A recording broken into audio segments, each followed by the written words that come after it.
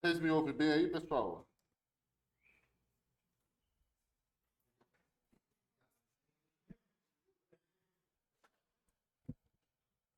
Oi, oi, oi, oi. Vamos começar. Bem-vindos à oficina de banco de dados. Hoje eu não vou criar o CRES 1, eu vou criar o CRES 1 para vocês, as atividades a gente vai controlar por lá. Mas hoje eu quero fazer uma visão mais panorâmica sobre banco de dados, correto? Vocês conseguem ver o laser daí? Tá. O que é um banco de dados? Temos essa tradicional imagem em um banco habitado por dados, seis faces. Mas uma definição que nós podemos usar é um conjunto de dados relacionados que contém informações de interesse de determinada organização. Isso é um banco de dados. Aqui está a empresa, mas é porque quando eu fiz isso aqui eu era jovem todo. Mas é uma. A gente tem que pensar como organização, não no sentido de empresa em si. Que a empresa é um tipo de organização. E o que é um SGBD? É como você gerencia esse conjunto de informações. Então, todos os bancos de dados são iguais? Sim ou não? Não? Estrutura. Por quê?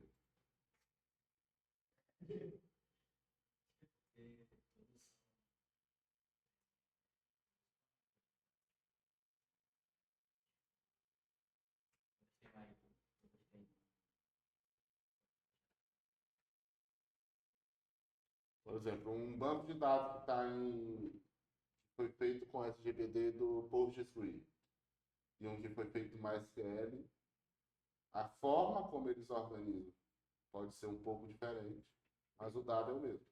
Concorda? Então, o SGBD é a forma de gerenciar. Então, tipo assim, eu só mexo em banco de dados, mas que é certo ou errado? É errado dizer. Você tem que falar assim, o sistema que eu uso para gerenciar o banco de dados, eu só sei mexer em MySQL.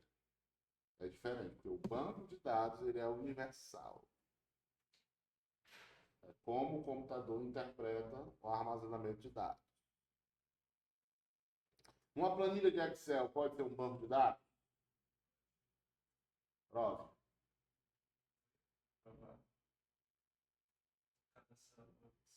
Cada célula é um dado. Estão organizados se eles estão organizados de maneira que gera informação para a organização. Um livro é um banco de dados?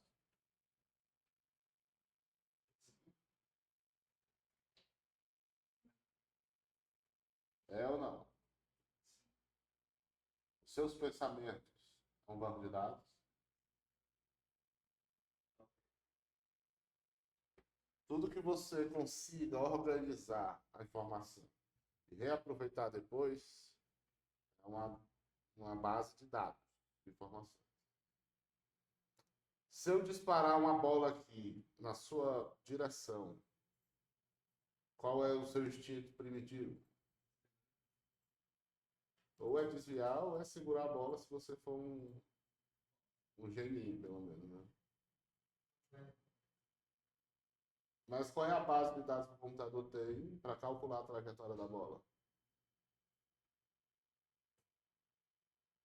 Onde é que essa base de dados foi criada?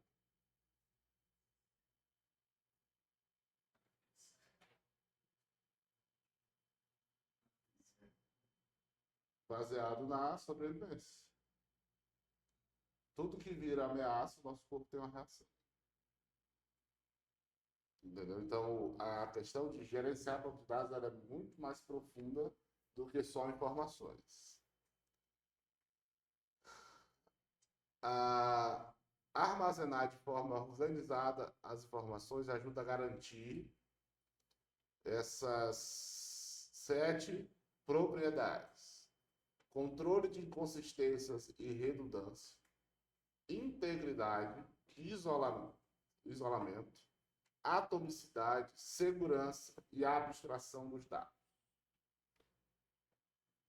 Uma planilha de Excel, ela consegue controlar a inconsistência de forma definitiva sem a participação do usuário?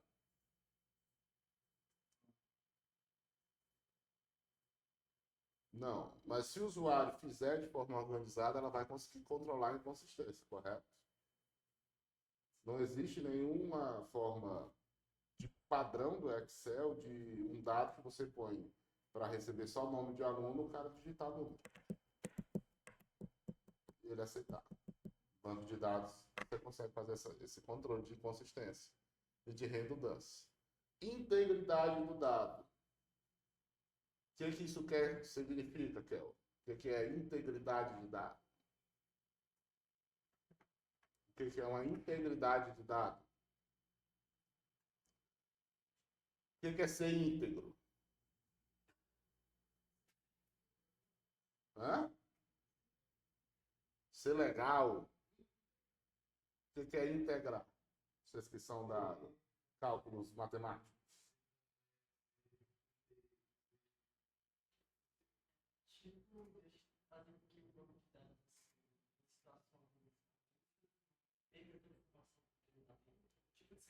A integridade do dado é garantir que aquele dado, do jeito que ele entrou, ele vai ficar.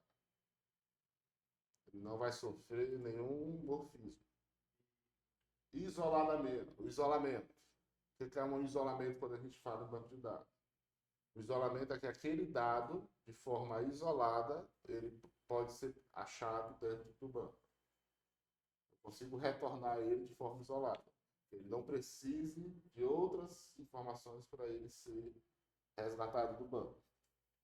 Atomicidade. O que é um ser atômico?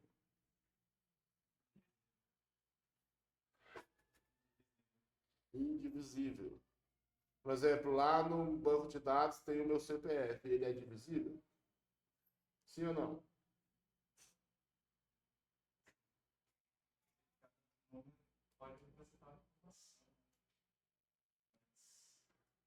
Mas aquela informação CPF só vai ter sentido com aquele dado naquela organização. Ele tem que ser atômico. Segurança é que você tem que ter controle de permissões para inserir e consultar o banco. E a abstração de dados é que esses dados eles possam significar dentro de um contexto. Por exemplo, eu verifico o check-in de vocês com 0 e 1. Fez o check-in, um atributo lá vai para 0, fez o check-out, ele vira 1. Falar nisso, faça o check-in. Qual é a diferença entre dado e informação? Dado é o quê? Defina bruto.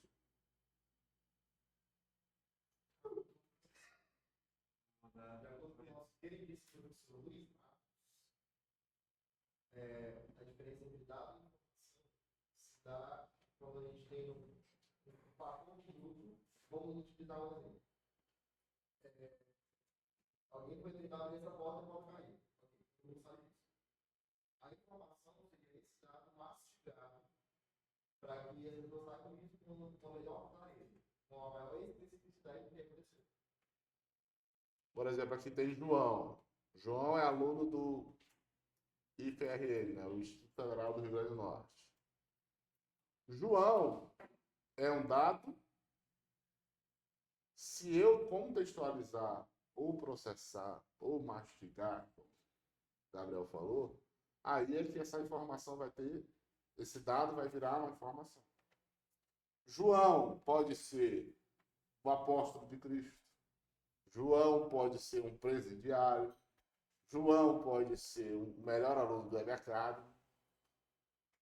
Mas nesse contexto, ele é aluno do Instituto Federal do Rio Grande do Norte. Então, o banco de dados armazena dados que, pela organização do gerente, vai virar uma informação. O SGBD vai ser o sistema que gerencia os dados e incorpora funções para a manutenção de uma base de dados. Ele não vai servir, ele isolado não serve para os usuários. Eu discordo disso aqui e vou provar matematicamente que sim, mas não faço isso em casa. Os sistemas de banco de dados são sistemas desenvolvidos com funções específicas nos SGBDs que utilizam o banco de dados. Aí é o seguinte, cada empresa que desenvolveu um tipo de banco de SGBD, ela consegue fazer funções na base de dados. Por exemplo, a Oracle consegue voltar no tempo. É patente da Oracle. Eu quero saber os dados de compra de 2021 do site Americanas. Ele volta a base de dados para aquele tempo, se precisar. Ele dá um rollback. Ele guarda as informações e guarda a forma de organizar. Ah, mas já deletou e ele consegue voltar. Como ele faz isso? Aí você tem que perguntar para o dono da hora. É patente deles. O MySQL faz isso? Não. Ah, mas no seu site lá na Hosting lá tem como voltar no tempo. Mas é um backup que a Hosting faz. Não é uma função do meu SGBD. É diferente. Qual é a vantagem, professor? Que o rollback é muito mais rápido do que tu voltar à base de dados. O rollback, do jeito que ele volta para o futuro também. E aqui é o esquema base de um SGBD. Tem o usuário. O programa de aplicação consulta é aqui que vai estar o seu sistema. O software para as consultas. Os metadados, que é como o SGBD aciona, e a base de dados é como fica no computador. Então, o que a gente vê é metadado. A base de dados mesmo, a gente dificilmente vê. Ela é toda criptografada, toda encapsulada. Vantagens. Segurança, que você consegue restringir acesso. Mecanismo de backup, você consegue criar rotinas. Garantir a consistência de dados, evita redundância, é mais flexível para mudanças. E compartilhamento entre múltiplos usuários. Desvantagem aqui é um custo elevado, tem que ter uma equipe altamente capacitada e você pode ter sobrecargas. Os principais SGBD no mercado é Oracle, Informix, Microsoft SQL Server, o IBM DB2, o PostgreSQL SQL e o MySQL. Nós usaremos o MySQL. Por quê, professor? Porque a gente não tem a licença dos outros e o PostgreSQL é muito chato. Mas ele é muito bom, tá? Ele é o Oracle que a gente consegue pagar. E aí existe vários tipos de banco de dados. Relacional, o orientado a objetos, que nessa época que eu fiz esse material, acabou que ele se transformou num banco de dados não relacional, no SQL. Mas ele, nessa época aqui, ele era chamado orientado a objetos. Banco multimídia e banco geográfico. O relacional, ele possui seus dados armazenados em tabelas, relações ou entidades e devidamente identificadas. Cada tabela possui linhas, que na matemática nós chamamos de tuplas, e as colunas são os atributos. E aqui tem a questão do modelo relacional. Conta, a transição é logada, né?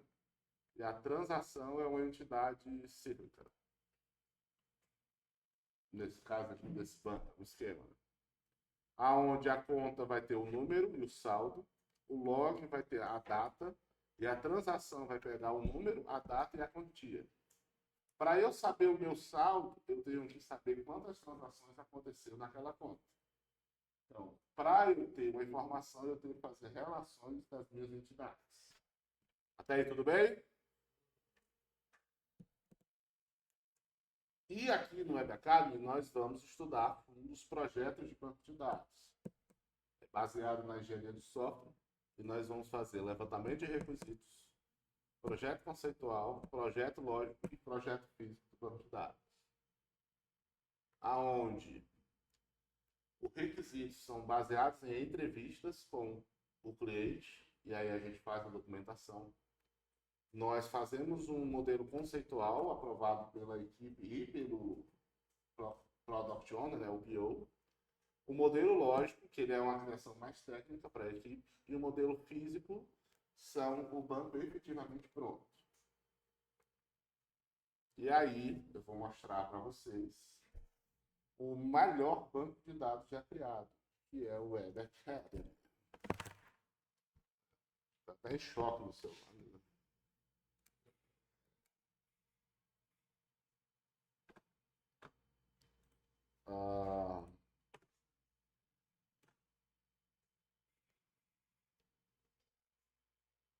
Vamos mostrar aqui para vocês.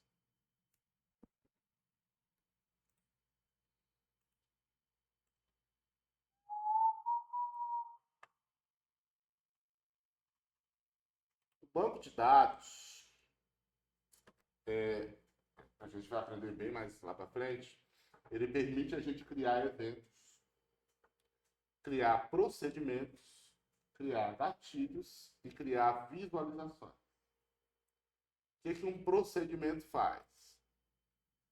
É como se eu fizesse um recurso do back-end dentro do meu banco. Por exemplo, eu vou fazer aqui um relatório dos bolsistas do mês 09, a turma 6, e executo. O que esse meu procedimento fez? Ele pegou todos os alunos bolsistas e calculou as horas dele. Tá certo aí, Brendo? O que ele fez? Baseado no check-in do Brendo, eu passei o parâmetro da turma e passei o parâmetro da situação. No meu banco, está armazenado no nome bolsista ou armazenado no ID? O que vocês acham? No ID ou é um nome bolsista?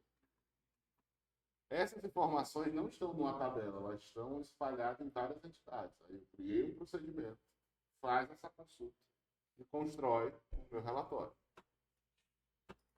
Aí. Vocês tinham que ter feito 46 horas. Aí. O Breno mora aqui, né? O William também tá numa disputa doida, né? Certo? Vamos aqui, ó. Outro procedimento. Vamos fazer o relatório por disciplina. A última disciplina que vocês tiveram foi que foi o de D73. E aí, o que ele faz? O relatório que eu criei, isso aqui eu estou só usando o banco de dados, tá? Não estou usando o back-end. Ele pega o nome da disciplina, a carga horária, o professor, a data que ela foi ministrada, né, o intervalo, e ele faz os cálculos. E ele também conta as faltas não justificadas, as justificadas, e me informa se alguém desistiu nessa disciplina. Por isso que eu sou contratado pela Motorola. Eu fiz isso aqui usando apenas o André Luigi Nasceraleu.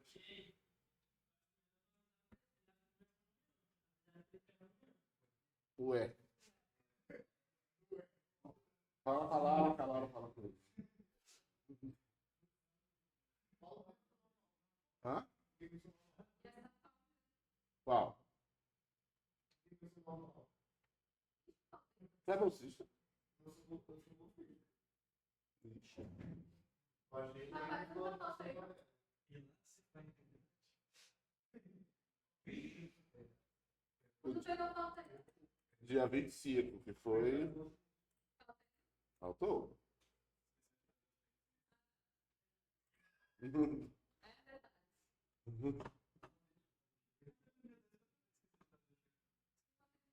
Porque ele lembrou depois e eu fiz. Eu não sou bolsista. Mas não é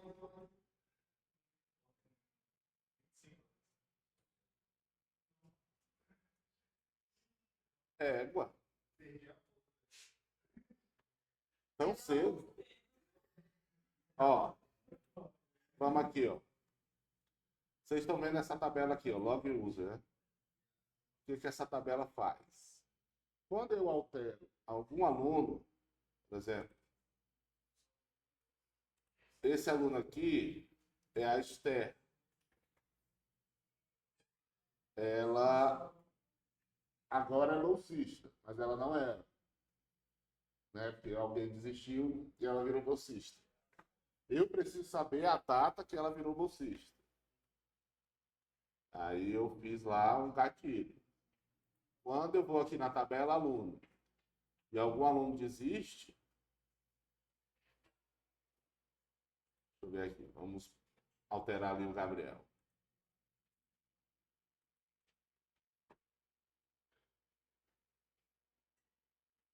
Gabriel. Vocês estão vendo o Gabriel?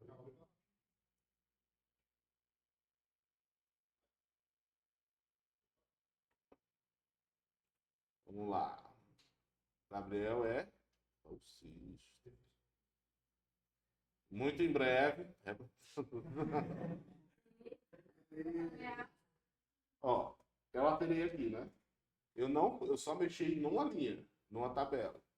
Mas lá no meu log user, ele criou uma tabela, ou ele criou uma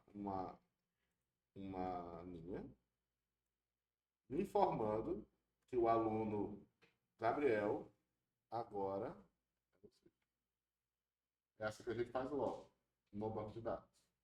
Eu disparo uma tabela e ele cria a rotina. Eu vou apagar aqui porque era um erro de coisa, né? Então não era coisa. Outro procedimento que eu criei aqui, ó, bem legal, é a questão de saber quem fez check-in e quem não fez. Ó. Eu clico aqui, ele pede a turma, eu quero saber quem não fez check-in da turma 6. Aí ele me fala, ó, faltantes, presentes.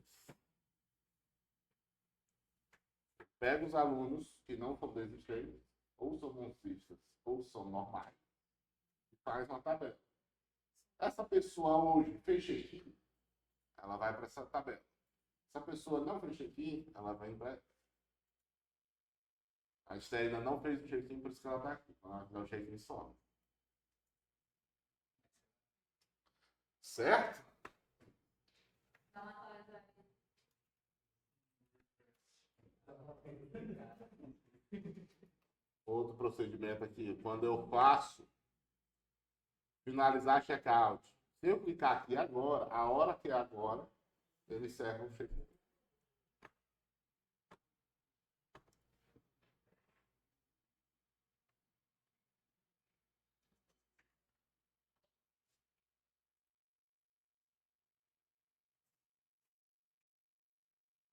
Ó, essa daqui vai pegar todo mundo que já fez check-in. Ó. Tanto da turma 5 ou 6. Isso aqui eu fico vendo em tempo real. O Adrias, da turma 5, fez o check-in às 13h27.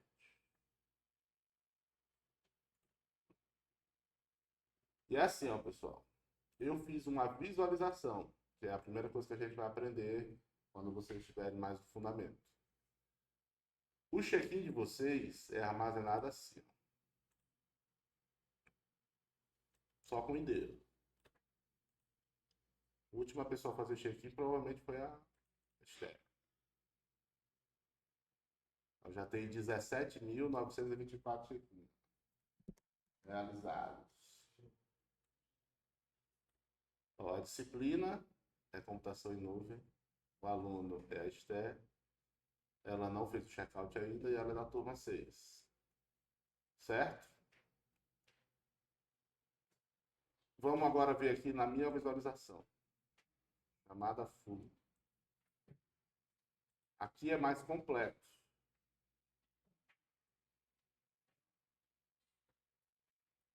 Deixa eu ver como é que eu vou achar ela. Pela disciplina.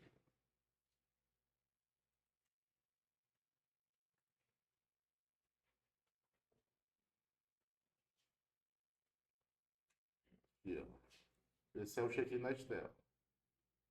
Aqui é mais complexo. Perceba que ele já faz o cálculo de horas e a quantidade de horas em segundos. Então, quando eu faço lá no meu back-end, eu só consulto aqui e pego a informação. Por isso que o sistema é errado. Eu só consulto uma visualização. Quem calcula é o banco. Então, assim que a informação é atualizada, o meu banco, né? Assim que a informação é atualizada, o meu banco já atualiza e o meu back-end ele só pega. Então, às vezes, compensa que você fica mais rápido. Certo? E aí, se vocês perceberam, aqui em laboratório, tem a questão das chaves estrangeiras. Se eu clicar aqui, ele vai apontar para a tabela alunos, mas eu estou dentro da tabela laboratórios. É quando a gente faz chave estrangeira e faz migração. O banco fica todo relacional. E aí eu quero fazer uma pesquisa, eu quero todos os check-ins da cadastro. Ou eu digito aqui, e ele vai achar todos os check-ins. Todo o histórico.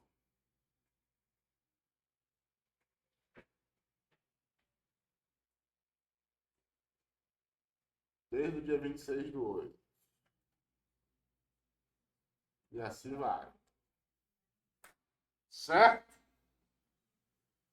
Até aí tudo bem? Alguma dúvida?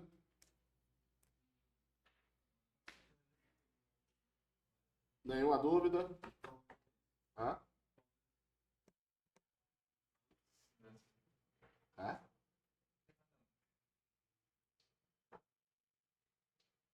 O evento é um negócio que é um pouco mais complicado, porque assim, esse banco aqui está online, né? Como eu não tenho uma VPN mais, evento, por definição, é bloqueado. O que eu tinha feito no evento? Em vez de eu ficar lançando pauta, todo dia às 9 horas ele ia lançar pauta para mim. O código está certo, só que o evento é bloqueado no meu servidor. A não ser que eu pague R$900. Aí é melhor apertar 2 botões do que eu pagar R$900. Vocês concordam? Não é? Mas se eu quisesse automatizar, é só eu ia inserir dentro da falta quem não está dentro dessa condição.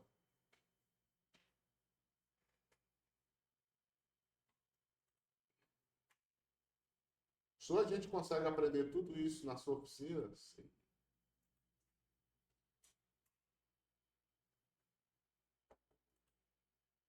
Certo? Então, para recapitular, nós vamos a parte introdutória e tivemos o escopo geral do que a gente vai oferecer nessa oficina. Certo? Hoje foi mais rápido, mas na quinta-feira a gente já vai fazer uma atividade, tá? Eu vou usar as 2 horas de aula mesmo, 1h30 de aula total. Que aí eu vou... Vocês estão com o MySQL instalado? Todo mundo conseguiu? Tá. O Workbench está funcionando? Tá. Se der tempo, eu ensino também com linha de comando, mas eu vou fazer pela interface gráfica, tá? E eu vou ensinar alguns comandos básicos de linha de comando. Até porque banco de dados dificilmente vocês vão gerenciar sem interface, né? Mas é bom saber os comandos mais querem, que num desespero eles que salvam, certo? No mais é isso, galera. E até a próxima.